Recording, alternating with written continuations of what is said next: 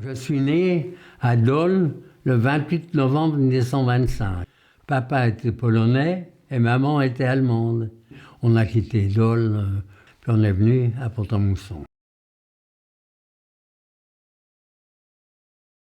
Effectivement, quand j'étais dans le camp, la liberté, c'était, pour moi, ou en prison, ça aurait été quelque chose de fantastique, quoi.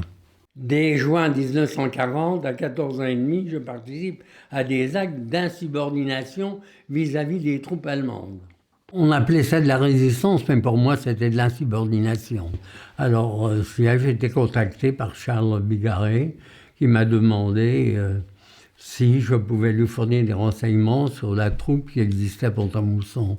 Qu'au jour, on s'est regroupés, et puis on entendait parler toujours de Maquis.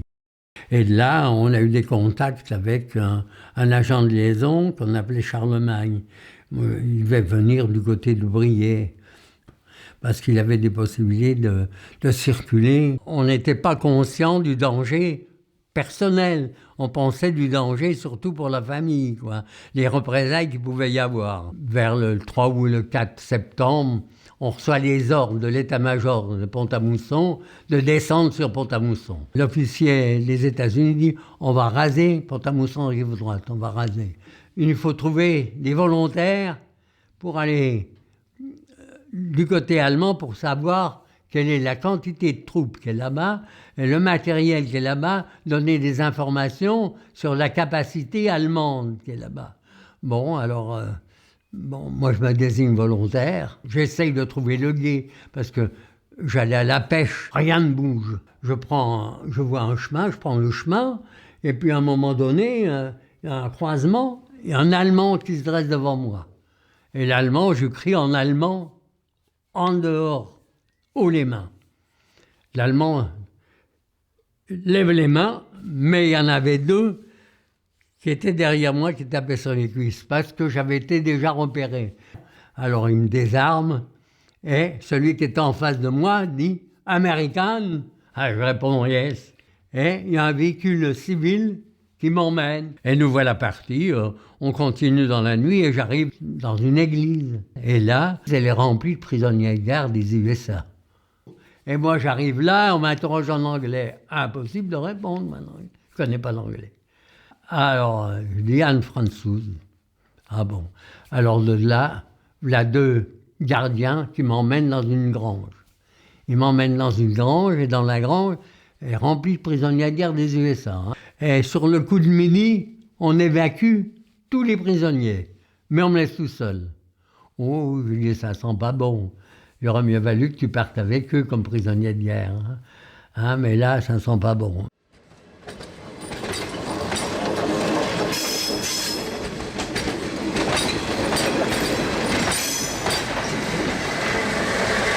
Nous sommes en wagon pour partir sur on ne sait où, mais ce qu'il y a, c'est que ça a duré plusieurs jours.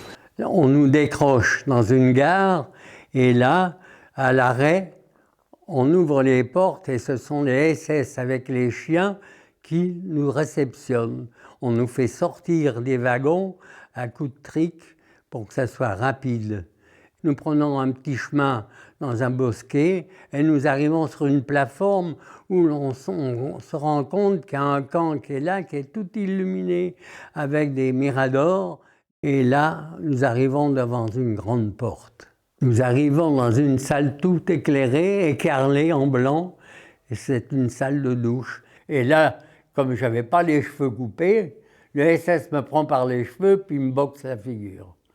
Et je dis bien, si j'avais dans mon état normal, je crois que je me sais pas laisser faire, quoi. Il a mieux valu comme ça, parce que là, c'était la mort tout de suite. Hein.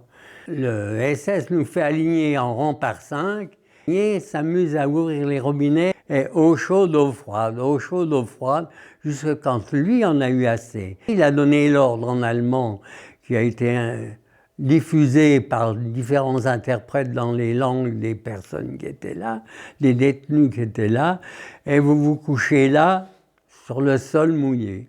Dans la nuit, quand nous étions couchés dans la douche, passant par le soupirail qui était là, à cet endroit qui éclairait cette douche passe un chat, et j'appelle le chat. Et je crois bien que si il avait répondu à mon appel, on l'aurait attrapé, on l'aurait tué et mangé cru. Je dis bien manger cru, tellement nous avions faim, après tout le transport que nous avions fait. Il est là avec un rasoir, vous pouvez monter, et puis vous rase partout, vous avez des poils, on vous les enlève au rasoir. Vous montez sur l'autre tabouret, alors là, il y a un détenu, vous voyez bien que c'est un détenu, avec un morceau, un bâton en bois, un morceau d'étouffe au bout, et puis il trempe ça dans un seau, et il vous badigeonne partout où vous avez été rasé. Et là, il me badigeonne ça autour de la verge. J'ai cru, tellement ça m'avait fait mal, j'ai cru qu'on m'avait châtré. Vous êtes des animaux, hein, vous êtes des stucs même, c'est-à-dire des morceaux. On m'appelle par mon nom, et là, on me donne là, ton numéro, matricule. Il était poinçonné dans un morceau de boîte de conserve accroché à 2 morceaux de fil de fer que l'on attachait au poignet gauche. On va nous servir une soupe. Vous devez manger ça sans cuillère, hein, bien entendu. Vous devez laper ça comme les chiens. Ça faisait 8 jours qu'on n'avait pas eu quelque chose de chaud. Moi, j'ai trouvé ça bon. L'absence de nourriture, et puis ce qu'il y a, c'est que le réflexe n'était plus bon non plus. Hein. C'est que mes intestins commencent à grouiller, et puis je commence à aller à la selle 3-4 fois. Alors, l'appel du soir était toujours plus long que celui du matin, parce que là, il n'y avait plus à aller travailler. Mais avant cet appel, le capot où le chef de bloc nous faisait faire des exercices, c'était les ramper, la danse du canard, apprendre à se décoiffer devant les SS et puis aussi faire taper le bras le long du pantalon. Sont arrivées des familles entières de juifs hongrois, des mamans avec des poussettes et des enfants. Ils sont passés dans la neige, il y avait à peu près 40 à 50 cm de neige. Et voilà, je pense qu'ils n'ont pas dû rester longtemps, on a dû les gazer au fur et à mesure. Dans la nuit, je lui dis « André, tu pèses lourd, repousse-toi de l'autre côté ». Je le pousse de l'autre côté, à un moment donné, il y a un rayon de lune à travers la vitre de la fenêtre, et je regarde André, André a les yeux vitreux, c'est-à-dire qu'André est mort. Et on doit passer toute la nuit avec le mort dans le lit, parce qu'on ne doit les sortir que le matin. On pense surtout à éviter les coups. On ne pense pas à autre chose qu'à éviter les coups. Parce que là, à Gouzen 2, des coups tous les jours, à tous les moments. Je dis bien à tous les moments, à tous les jours. On m'envoyait à la carrière de Gouzen 1. Alors on m'avait prévenu, il dit « Prends pas un pavé trop petit, parce que tu vas recevoir des coups s'il est trop petit ». Je lui ai dit « Je m'en fous, parce que des coups, j'en ai tous les jours, ça ne changera rien ». Alors me voilà parti là-bas, je prends des cailloux, et puis en revenant, je passe au-delà d'une voie ferrée de Causeville, c'est-à-dire des voies étroites, et dedans, sur cette voie étroite, il y a 2 wagonnets qui sont remplis de cadavres. Je dis remplis de cadavres, vous voyez des pieds, des jambes qui pendent des wagons, des wagonnets, des têtes et tout. Et là, ils vont les basculer dans une fosse. Parce que dans la fosse, ils les brûlent à la chaux, parce que le four cramatoire est insuffisant pour les brûler. Voilà. Quand je raconte ça, personne ne croit ce que je dis, parce que personne ne l'a rapporté, ça. Personne ne l'a rapporté.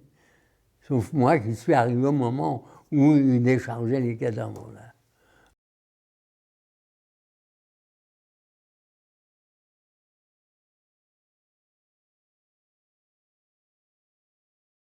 Dans l'état que j'étais, je ne pouvais plus monter une marche d'escalier. Et là, j'avais eu des envies de faire pendant le trajet, mais là, je ne veux pas montrer mon cul aux 16, ils verront rien, je vais essayer de me maintenir. Mais quand je suis arrivé au camp, je suis allé au WC, je me suis vidé. Et quand ils ont vu ça, il y a un Français qui dit, il faut que tu te fasses porter malade. J'ai la dysenterie. Alors là, vous êtes tous tout nus, hein, vous êtes tous tout nus. Il y en a qui sont syphilitiques, il y en a qui sont le typhus, il y en a qui ont les récipelles. Alors le récipelle, c'est le pire de tout. C'est les récipelles, ils avaient la tête enflée, les yeux fermés et de la pommade sur la figure avec du papier brun, du papier pour emballage, quoi, du papier brun. Et voilà. Alors ce qu'il y a, quand ils descendent du lit, des chalets, ils ne savent pas où ils sont, s'il n'y a personne pour les guider. Bon, ben il va faire le besoin sur vous, hein, sur le chalet, sur la personne qui est en bas. Il va uriner là, il va faire ses besoins là. Et je dis bien, tous les matins et tous les soirs, on sortait les cadavres. On les alignait le long des chalets des érésipèles. C'est indescriptible. Je dis bien, là, on ne peut pas le décrire. C'est pas possible. C'est tellement que ça choque. Vous voyez rien. Mais oui, c'est ça le camp de concentration. C'est ça.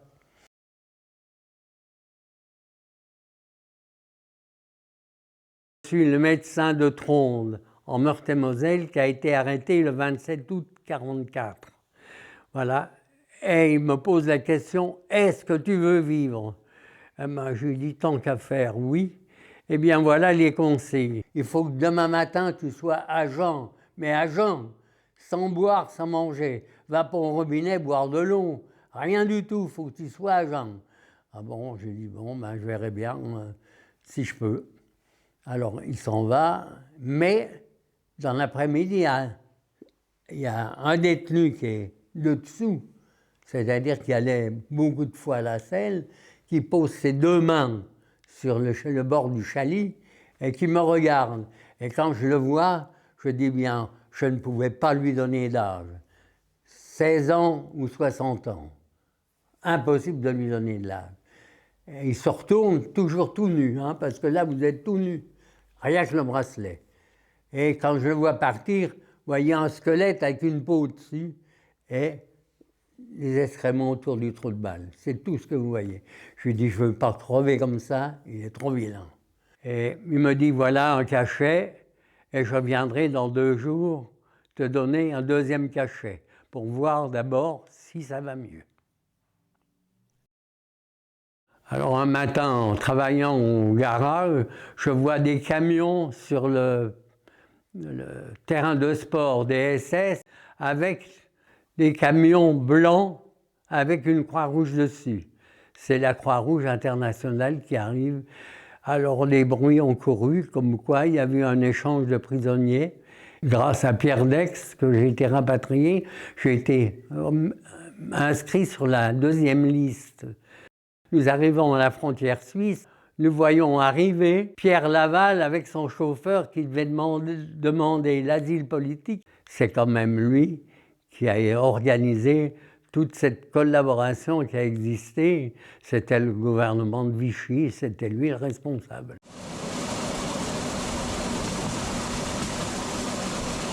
J'arrive à Pont-à-Mousson, là, je sors de la gare, mon frère lui tape sur l'épaule parce qu'il ne m'a pas reconnu. C'est quelque chose, on ne pourra jamais l'effacer. Hein. C'est invraisemblable. Je dis, ça ne peut pas être décrit. Et je dis bien de toutes les nationalités, hein. Ce n'était pas que des Français.